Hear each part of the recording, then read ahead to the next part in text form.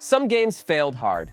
They were ignored, slammed, or just plain forgotten. But time has a funny way of revealing the truth, and some of those titles turned out way better than they first seemed. Sometimes it's bugs, bad marketing, or just an idea too bold for the moment. But when you actually sit down to play, you're surprised. This list is all about rediscovery. These are games that flopped, yet delivered intense moments, creative worlds, and gutsy ideas. Not all of them are perfect. Some have obvious flaws, but every single one deserved more love than it got. And tell me in the comments, what was the last game you thought was weak at first, but totally surprised you later on? And of course, if you can, subscribe to the channel to help us grow. No more stalling, let's get started. When it comes to games that deserved more recognition, Prey 2017 is almost mandatory, but the problem started with the name. A lot of people expected something close to the cult classic from 2006, full of portals, wild gunfights, and gravity puzzles. Instead, Arcane went in a different direction, opting for slower pacing, investigative gameplay, and sci-fi paranoia. That shift in expectations hit hard. Carrying the name of a classic without directly connecting to it made the audience split from the start. The beginning is weird, intentionally confusing. You wake up unsure if you're in a test, a nightmare, or if the world has truly gone mad. The space station is a suffocating maze, where every corner hides secrets and shape-shifting threats. Yes, there's gunplay, but the focus is on freedom. You can access areas by breaking windows, hacking systems, or using alien powers that completely change how you play. It's a game that demands patience and attention. The visuals might seem simple at first, but the atmosphere is so well crafted that you quickly feel part of that world. There's something almost theatrical in the silence between scares, in the cryptic dialogue, and in how the game plays with your perception. Prey doesn't hold your hand, and maybe that's why many left it behind. But that same boldness is exactly what makes it special. Few games create such discomfort with so little noise. Over time, it became a cult classic. Those who stuck with it discovered one of the best sci-fi games of the decade, a title that doesn't fit neatly into labels and maybe never should have carried another game's name. Still, it left a mark. And if you skipped it thinking it was just another generic FPS, maybe it's time to look again. The Evil Within came from the mind behind some of horror's greatest hits, but even with that pedigree, it launched under a cloud of doubt. Many were put off by its clunky controls, tight camera, and its strange mix of action and psychological horror. At the time, it felt unpolished and even outdated. It was negatively compared to more refined horror titles and ended up overlooked, despite the disturbing atmosphere it delivered. But over time, it proved its worth. Slowly, players began to see that behind the stiffness was a game that dared to be unsettling, unpredictable, and disturbing. Each chapter shifted tone and pace, keeping you guessing at every turn. It was a nightmare that made no compromises, and that made it something special for those who stuck with it. The world-building, grotesque creatures, and fractured storytelling, like a traumatized mind, made this journey more intense than it first appeared. There's a kind of courage in how it's presented, like the game screaming that horror should be weird, not just sleek or polished, and that's rare, especially from a major studio. Over the years, The Evil Within earned cult status. It's far from perfect, but what it delivers is pure discomfort with a distinct identity. Today, it's remembered for the same things that once got it ignored: its weirdness, its depth, and its refusal to follow trends. In Kingdom Come, Deliverance seemed promising from the start, but when it launched, it was a mess of bugs and systems that didn't seem to work. Its commitment to realism was too ambitious. Everything had rules and logic, but very little accessibility. Because of that, many gave up early, finding it clunky, complex, and unpolished. It was mocked with glitch videos and quickly branded a broken game. But beneath that rough shell was something truly unique. A medieval world with no magic, full of real dilemmas, daily routines, castles, and everyday problems. The way the game simulates details like learning to read or keeping your clothes clean may sound absurd, but it creates a sense of immersion few RPGs ever reach. Over time, patches made the game smoother without compromising its core. What's most fascinating is how it refuses to make things easy.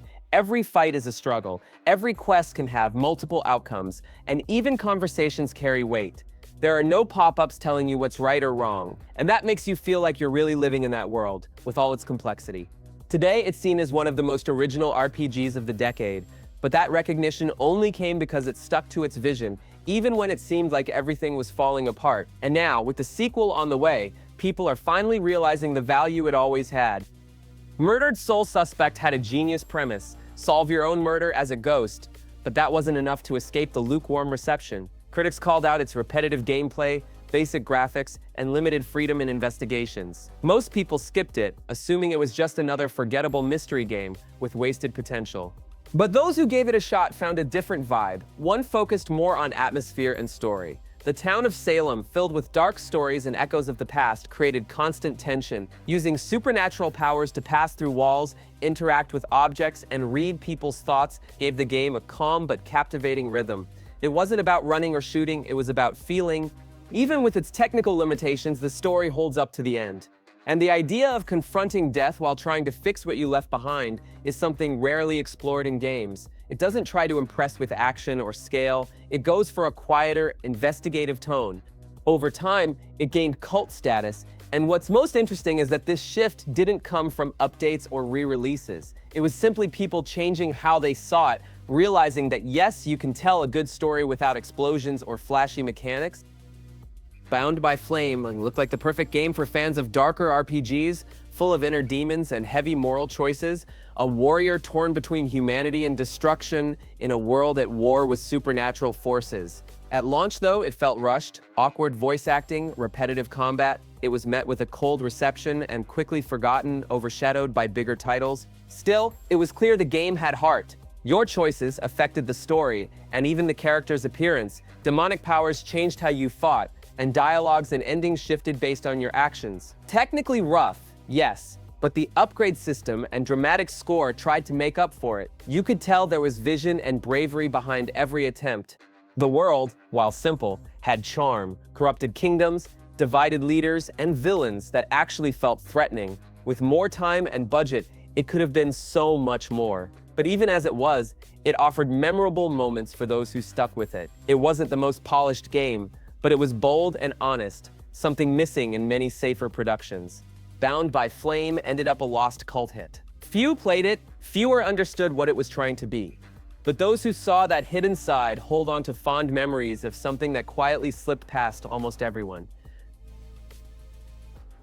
Andromeda arrived with a nearly impossible task to follow up one of the most beloved trilogies in gaming, but it launched broken, filled with bugs, weird animations, and a story that felt unfinished. Critics were brutal, and many fans didn't even bother to see what came after. It was a major stumble, and even today, it's often cited as a prime example of a disappointing sequel.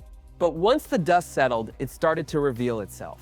The combat system had greatly improved, with better mobility, vertical movement, and various tactical options. Exploring planets with the Nomad felt satisfying, and there were plenty of side quests with real complexity. The pacing leaned more into discovery and the thrill of exploring a brand new galaxy. Even if the main story stumbled, many side missions stood out, with choices that shaped relationships and future decisions. The companions were likable, the biological threats intriguing, and the alien civilizations made the universe feel fresh again, even in a familiar franchise. It was like starting over, which of course required patience and an open mind. Andromeda isn't perfect and it doesn't pretend to be, but if you look past the flaws, you'll find a sci-fi RPG full of good ideas and underappreciated potential. For those willing to give it a second chance, it gives back more than you'd expect. The Technomancer barely made a sound when it launched, even though it promised a sci-fi adventure with electric powers, tactical combat, and moral dilemmas on a decaying Mars. First impressions weren't great. Basic graphics, clunky AI, stiff animations, even die-hard RPG fans had doubts. It felt more like a draft than a finished game. But over time, it showed its layers. The battles could be technical, with a focus on switching fighting styles and using Technomancer abilities. Narrative choices went beyond dialogue. They shaped relationships, reputations, and how the world responded to you. It was a smaller game for sure, but it dreamed big. The story tackled politics, corruption, and survival on a hopeless planet. Faction systems, resource scarcity, and ethical conflicts added unexpected weight to decisions. Even without flashy visuals, it had consistency in its themes and meaningful consequences. Everything followed its own internal logic, keeping you engaged all the way through. The Technomancer tried to be big, even knowing its limits, and maybe that's why it won over those who gave it a chance. Not because it was flawless, but because it had a soul, a unique identity that, while imperfect, dared to go off script. Biomutant arrived promising a vibrant post-apocalyptic world filled with mutant creatures and martial arts-inspired combat. But as soon as it launched, many criticized its confusing narrative, repetitive missions, and a narrator that often got in the way more than helped. It ended up ignored by most players, dismissed as just another hollow open-world attempt. Yet the universe it created was unlike anything else. Genetically modified animals, warring tribes, and choices that shaped the ecosystem's fate. The customization system was deep, from appearance to gameplay. Almost everything could be changed. Exploring biomes, fighting bosses, and tinkering with gear offered a freedom few games of its scale dared to give. The story, though hindered by excessive narration, had impactful moments. Some decisions carried real weight, especially when it came to alliances and the planet's future. The karma system, though simple, changed interactions and reflected your character's inner conflict. It was an action RPG that wanted to be epic, but ended up tripping over its own ambition. Biomutant failed in some ways, but didn't deserve the silence. For those who stuck with it, there was beauty in that strange world, with mechanics that, though flawed, still felt fresh. It's a game that tried to do too much, but when it worked, every minute felt worth it. Dragon's Dogma felt like a forgotten Capcom project when it launched in 2012, with little marketing or hype. The beginning was awkward, the pawn system was confusing, and the visuals didn't impress. It came off clumsy, like an action RPG that couldn't keep up with the genre's giants. Many quit before seeing what it was really aiming for. But those who kept going discovered something huge. The combat system was one of the most satisfying ever made, with physics, weight, and total freedom. Climbing giant monsters, switching classes anytime, and using strategy made every fight unforgettable. It was an open world that didn't try to be photorealistic. It focused on being functional and full of secrets. The story seemed simple, but hid surprising twists. What began as a classic fantasy tale dove into philosophical themes and ended in a finale still debated today. Pawns, once strange, became unique companions created by other players, each with their own quirks and dialogue. It was a living world, even without epic cutscenes or cinematic flair. Dragon's Dogma became a cult hit because it dared. It was rough, yes, but it had heart, original ideas, and a system that's never really been replicated. It's the kind of game you might ignore at first until you find yourself completely obsessed with it. Spec Ops, the line looked like just another generic third-person shooter, soldiers, sand and corridor shootouts, and that image cost it dearly. It flew under the radar for most players, overshadowed by bigger titles. But behind that bland exterior was one of the most disturbing and powerful games of the decade. The story is a gut punch. Inspired by Heart of Darkness, it puts you in impossible situations with no right or wrong choices. The narrative tears apart the idea of the heroic soldier and explores the psychological toll of war. Every mission hurts. Every decision scars your conscience. By the end, you wonder why you kept going, and that's rare in a shooter. The gameplay was solid without reinventing the genre, but it didn't need to. It simply served as a vehicle for a harrowing journey. The ruined Dubai setting, buried in sand and silence, contrasted with the internal chaos of the characters. It felt claustrophobic, even in wide-open spaces. Spec Ops. The line bombed commercially, but became essential. Not for the gameplay, but for the courage to explore themes few dare touch. And once you finish it, it's hard to forget what you've seen. Not every game has to be fun. Some are meant to make you feel. Enslaved Odyssey to the West launched quietly and quickly faded under the weight of flashier titles at the time. Even with its unique art direction and post-apocalyptic setting overrun by nature, it went unnoticed by many. Part of that came from gameplay some found too basic and combat that didn't evolve much. But what held the game together was its heart. Inspired by Journey to the West, it told a story of forced dependence between two characters that gradually grew into something real. The writing was straightforward but delivered strong dialogue, real development, and emotional moments that hit when you least expected. The environments and visual design created a ruined world that felt alive, bright, overgrown ruins, contrasting with a survival narrative. It gave the sense of traveling through a planet that refused to give up, even if humanity didn't deserve it. It was an emotional journey, even if the mechanics were modest. Enslaved is one of those games that surprises you by doing so much with so little. It didn't need to be technically perfect to be memorable. Maybe that's why those who played it still remember and those who skipped it have no idea what they missed. Alan Wake seemed promising from the start, but when it finally arrived, opinions were mixed. Many expected a more straightforward survival horror, and the episodic TV show-like format didn't sit well with everyone. Repetitive combat was another common complaint. Sales were underwhelming, and the game sat in limbo for years before earning its cult status. But there was something hypnotic in that story.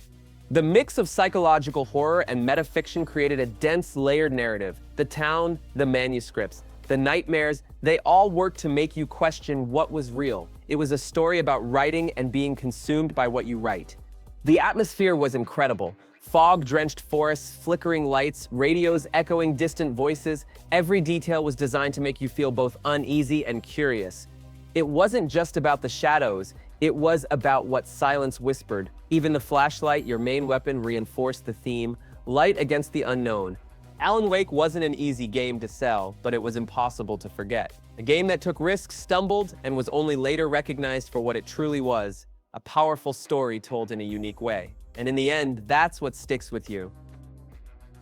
Singularity was one of those games that arrived too late. By the time it launched, the market was already flooded with shooters, and despite having solid ideas, most people overlooked it. The generic cover and confusing marketing didn't help at all. Many didn't even know what it was. But behind that ordinary look, there was something truly special. The game blended shooting with time manipulation. With a weapon called the TMD, you could age or revert objects, create stasis fields, and even warp enemies. It was like BioShock meets Half-Life, with creative mechanics and environments that begged to be explored. The variety of scenarios made everything more engaging. The story revolved around time travel, Soviet conspiracies, and alternate realities. It was a bit confusing at times, but never boring. Your choices carried weight, and the ending could change based on your actions. It wasn't just a shooter, it had narrative and mechanical ambition. Singularity was ignored, but it didn't deserve to be. It's one of those games you discover years later and wonder, how did no one talk about this back then? It had its flaws, but it nailed the most important part, making you care about what you were playing. Resonance of Fate had a rough launch. Released near heavyweights like Final Fantasy XIII, it got overshadowed fast. Its combat system was so complex it scared players off, and the gritty industrial art style didn't appeal to those looking for a traditional RPG. Reception was lukewarm, and few understood what it was trying to do right away. But that was exactly the charm. A battle system based on tactical movement, gunplay acrobatics, and precise planning. You couldn't just mash buttons. It was almost a strategy game, disguised as an action RPG. Once mastered, it became a choreographed dance of bullets and explosions. It was like nothing else. The story was cryptic, set in a dark world governed by gears and cold religions. Dialogue was sparse, but hinted at a rich, strange universe. Everything felt like it operated outside the norm, demanding attention to fully grasp. Nothing was handed to you. In the end, Resonance of Fate failed because it was hard to sell, but it rewarded those who stuck with it. One of the most original combat systems ever made, wrapped in mystery and style. It wasn't trying to please, it wanted you to get it.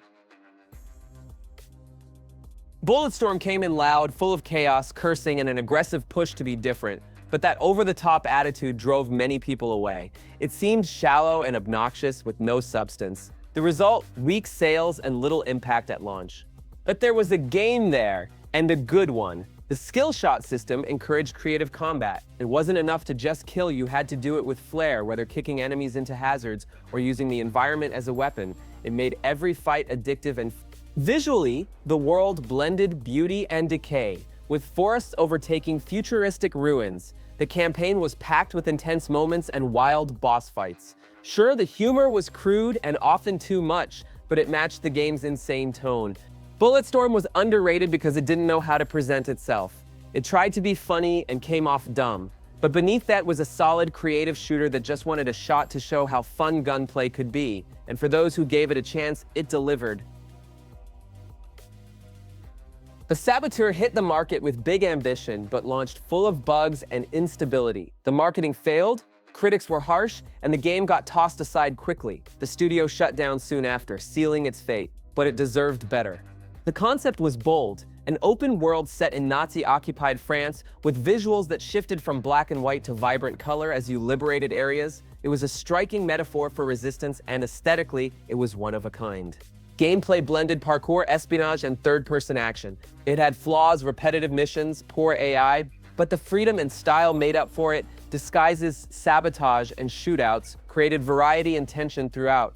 The Saboteur suffered from its launch state, but it had a soul that most modern games lack. With more time and polish, it might have been remembered as a classic. As it stands, it's one of the most fascinating forgotten gems to revisit today. Dark Sector was one of the first games to use Unreal Engine 3 and came out swinging. Unfortunately, it launched during a console generation shift and suffered from harsh comparisons. Critics slammed the generic story and samey combat, even though it introduced some neat innovations. The standout was the bladed glaive, which worked like a deadly boomerang. It evolved over time and became a core part of combat. The game used it for puzzles, combat, and boss fights, requiring creativity and timing, and it worked well. The world was bleak, ravaged by a biotechnological disease that turned humans into monsters.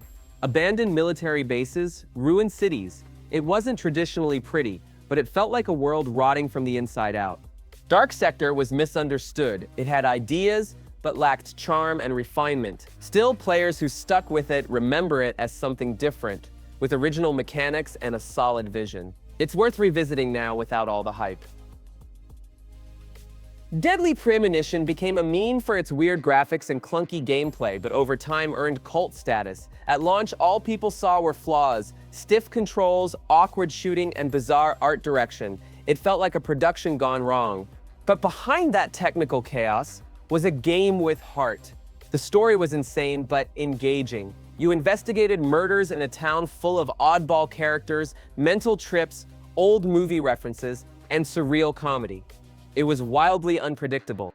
Its charm was in the weirdness. Nothing followed normal rules, dialogues felt improvised, events spiraled out of control, and the world had its own internal logic. It was like living in a nightmare directed by David Lynch on a shoestring budget.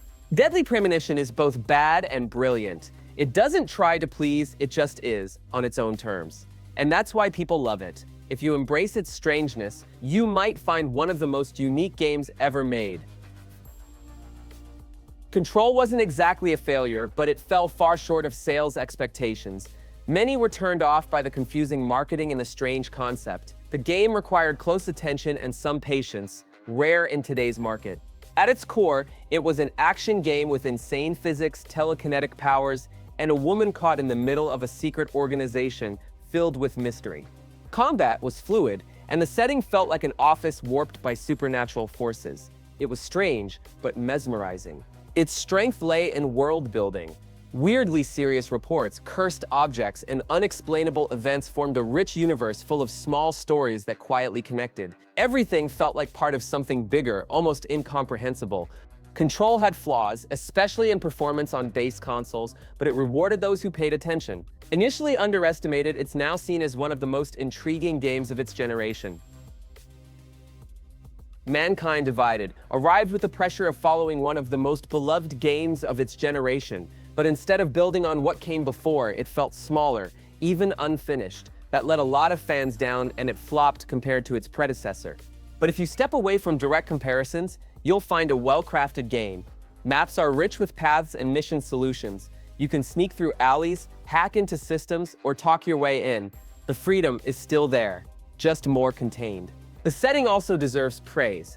A dystopian Prague full of tension between humans and augmented people, with themes of segregation, protests, and abuse of power, even without a grand central story. The world is so well built that you want to explore every bit of it. Mankind Divided stumbled because of its unbalanced ambition. It planted ideas that never fully bloomed, but still delivers a tactical, content-rich game with a style that's rare today. It's still worth playing. I tried playing Days Gone 3 times. The first two were frustrating. Something just felt off. Maybe it was the movement, the pacing, or just misplaced expectations. But on the third try, everything clicked. Slowly, the story pulled me in. The characters became more engaging, and that devastated world started to make sense. Before I knew it, I was completely hooked. It's strange how a game can slip past you like that. It suffered from heavy comparisons, especially to other big Sony titles like The Last of Us. A lot of people expected something more cinematic, more instantly emotional, but Days Gone moves at its own pace, with its own rhythm. And once you understand that, you find a brutally honest game underneath it all. The open world is well crafted, with real danger around every corner and a constant sense of threat. Fighting the infected, who should never be called zombies, is intense, especially when the hordes come out. There are quieter moments too, survival mechanics, and a surprisingly human side that grows over time. The narrative takes a while, but every minute pays off with unforgettable twists. Even with all that, the game ended up as something of a gem on PlayStation. I'm still hoping for a sequel, and to think I almost missed one of the games that impacted me most from the last generation. If you gave it a shot and dropped it, maybe it's time to try again. That's what I did, and I have zero regrets. Mafia III launched with sky-high expectations and looked ready to make history. Its story revolves around revenge, racism, and the mafia in 1960s America, one of the boldest and best-written plots in the genre. But despite this strong narrative core, the game stumbled in its technical and structural aspects. Many players dropped it early on due to repetitive missions and bugs that broke the pacing of the campaign. Direct comparisons to Mafia II, still fondly remembered to this day, didn't help at all. The new entry went for a broader open world but gave up the variety and polish that defined its predecessor. Still, those who stuck with it found powerful scenes, dramatic twists, and a striking atmosphere. The city based on New Orleans is packed with detail, with distinct districts, a heavy mood, and strong cultural elements throughout. The 1960s soundtrack enhances every moment, reinforcing the feeling of being in a world pulsing with social conflict and transformation. Even with its flaws, it's impossible to deny the weight of its setting and narrative. Over time, the game was partially fixed and slowly rediscovered by those in search of strong, layered stories. It wasn't the commercial success people expected, but it also doesn't deserve to be forgotten. Today, Mafia III stands as one of those imperfect but unforgettable games, one that delivers far more than it first appears. At the launch of the Xbox One, Ryse Son of Rome was the game everyone wanted to see in motion. With jaw-dropping visuals and a richly detailed take on ancient Rome, it looked like a true next-gen showcase. But the excitement faded fast. Reviews slammed it for repetitive gameplay, and many dismissed it as nothing more than a pretty face. That criticism hit hard, and the game quickly sank in sales and reception. But those who got past the surface and played it through saw something else. The story blends drama, politics, and warfare, featuring grand moments and a finale that makes the whole journey worth it. The combat, while simple, flows nicely and evolves with new executions and varied enemies. It delivers pure, no-nonsense action. Technically, it still impresses in 2025. Character models, lighting, and environments remain among the best of the last generation. Combat animations and the immersive atmosphere created by its art direction still stand out. Even now, it's hard to ignore how visually powerful this game is. It never got the sequel many are still hoping for, but over time it earned cult status. It's one of those cases where critics were too harsh and the audience only truly understood it later. Ryse, Son of Rome may not be perfect, but it's bold, cinematic, and still outshines many modern games when it comes to sheer presentation. Not every game needs to sell millions to matter. Sometimes their true impact comes with time. Once the dust settles and we really see what was always there. Every title on this list failed in some way, but many succeeded in ways others never dared to try. So tell me, what was the last game you thought was weak at first, but totally blew you away in the end? Drop a comment below, and if you like this video, make sure to subscribe and hit the bell so you don't miss the next lists. And if you're still in the mood to uncover hidden gems, check out our video 21 games I almost skipped and deeply regret it. There's a lot of gold in there that most people completely missed. See you in the next video.